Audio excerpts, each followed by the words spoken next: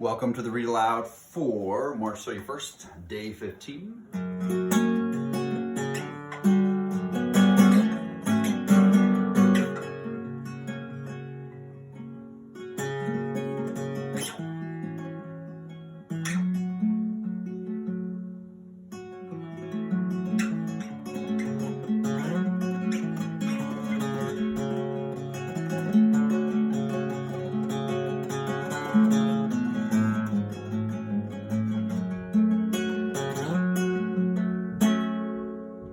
Okay.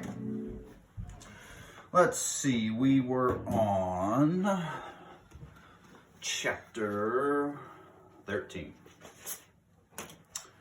An unexpected message. Sitting on the floor in the dining room, Kendra took a bite of her second peanut butter and jelly sandwich. Scouring the kitchen, she and Seth had found enough food to last for weeks. The pantry contained canned fruits and vegetables, unbroken jars of preserves, bread, oatmeal, cream of wheat, crackers, tuna, and lots of other stuff. The fridge still worked, even lying on its side, and they cleaned out the broken glass the best they could. There remained plenty of milk, cheese, and eggs. The freezer held a lot of meat. Kendra took another bite. Leaning back, she closed her eyes. She had felt hungry enough for a second sandwich, but now she doubted she would finish it. "I'm exhausted," she announced. "Me too," Seth said. He put a piece of cheese on a cracker and topped it with a sardine bathed in mustard sauce. "My eyes feel itchy. My throat feels prickly," Kendra said. "The sun isn't even down. What are we going to do about Grandpa?" "I think the best thing we can do is get some rest." "Well, think more clearly in the morning." "How long did we sleep last night?" Seth asked. "About a half an hour," Kendra guessed. "We stayed up for almost 2 days." "Now you'll sleep for 2 days. "Whatever," said Seth. "It's true, your glands will secrete a cocoon. I'm not that gullible. That's why you're so hungry. You're storing up fat for hibernation." Seth finished the cracker. "You should try a sardine. I don't eat fish with the head still attached." "The heads are the best part. You can feel the eyes pop when you..." "Enough," Kendra stood up. "I need to go to bed." Seth rose as well. "Me too." They climbed the stairs, passed down the cluttered hall, and mounted the steps to the attic. The room had taken a beating, everything except the beds.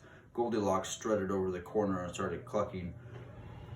Her feed was scattered across the floor. "You're right, that salt didn't seem to be working," Seth said. "It might only work in here." "They were jerks, but those goat guys were pretty funny." "They're called satyrs," Kendra said. "I need to find some C batteries. They said they'd give us gold. They didn't say how much. Still, trading batteries for gold? I could become a millionaire." "I'm not sure I'd trust those guys, Kendra." Kendra flopped onto her bed, face in her pillow.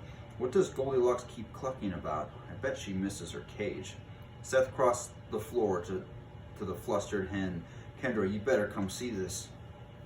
"Can I look in the morning?" she said, her voice muffled by the pillow. "You need to look now." Kendra pushed herself off her bed and walked over to Seth. In the corner of the floor, more than 100 feed kernels had been arranged to form 6 letters. I'm Graham." "You've got to be kidding," Kendra said. Seth gave a suspicious glance. "Did you write this?" No way." Kendra squatted in front of Goldilocks. "You're my Grandma Sorensen?" The hen bobbed her head as an affirmation. "Was that a yes?" The head bobbed again. Ooh, there's a picture.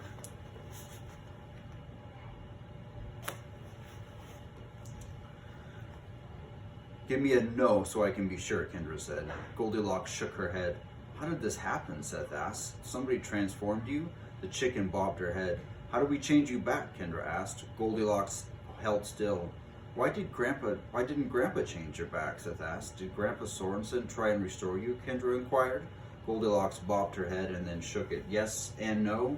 The head nodded. "He tried but failed," Kendra guessed. The hen gave another affirmation. "Do you know a way we can change you back?" Kendra asked. Another head bobbed. "Is it something we can do in the house?" Kendra asked. The head shook. "Do we need to take you to the witch?" Seth asked. The head bobbed and then the hen flapped her wings, moving away. "Wait, Grandma." Kendra reached for the hen.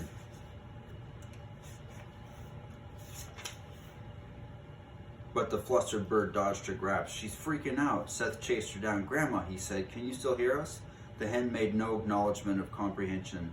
"Grandma," Kendra said. Can you still respond to us? The chicken squirmed. Seth kept hold of her. The chicken pecked his hand and he dropped her. They watched Goldilocks. For several minutes, she did nothing to suggest abnormal intelligence and offered no recognizable reaction to any questions. She was answering us before, right? Kendra asked. She wrote us a message, Seth said, pointing at the I am Graham in the corner. She must have had just a short window to communicate with us, Kendra reasoned. Once she got the message across, she left it in our hands. Why hasn't she spoken up before? I don't know, maybe she tried, but we never got the message. Seth cocked his head thoughtfully and then gave a small shrug.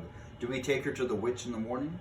I don't know. Muriel only has one knot left. No matter what, we don't undo the last knot, but maybe we could bargain with her.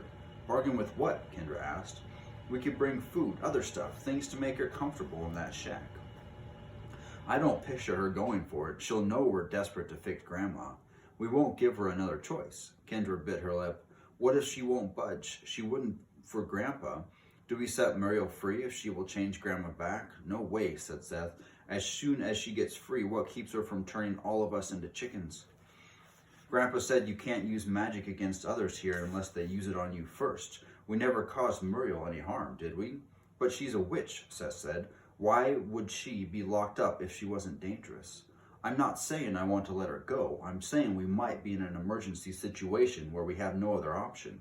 It might be worth the risk in order to get Grandma back to help us. Seth thought about that. What if we can get her to tell us what Grandpa is? Or both, Kendra said, getting excited. I bet she would do just about anything to be released. I'm sure she would do those two things at least. Then we might actually get out of this mess. You're right. You're right that we don't have any options. We should sleep on it, Kendra said. We're both worn out. We can decide what to do in the morning. Okay. Kendra climbed into bed, slid under the covers, and let her head sink into the pillow, and fell asleep before another thought entered her mind.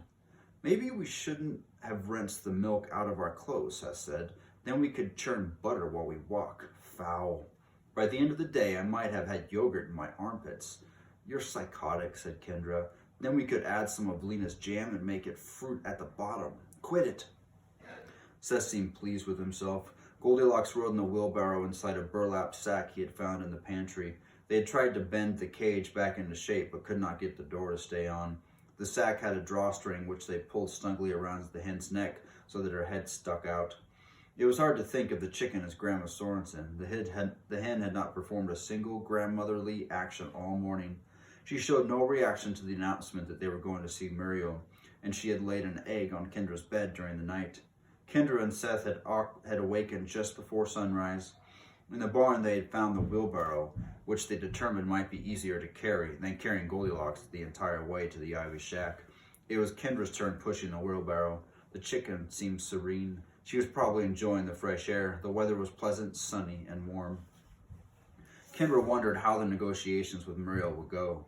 In the end, they had decided it would do no harm to see what terms they could reach with the witch, and then they could base their final decision on the facts of what Muriel would be willing to do, rather than conjecture. Okay, we'll read more tomorrow.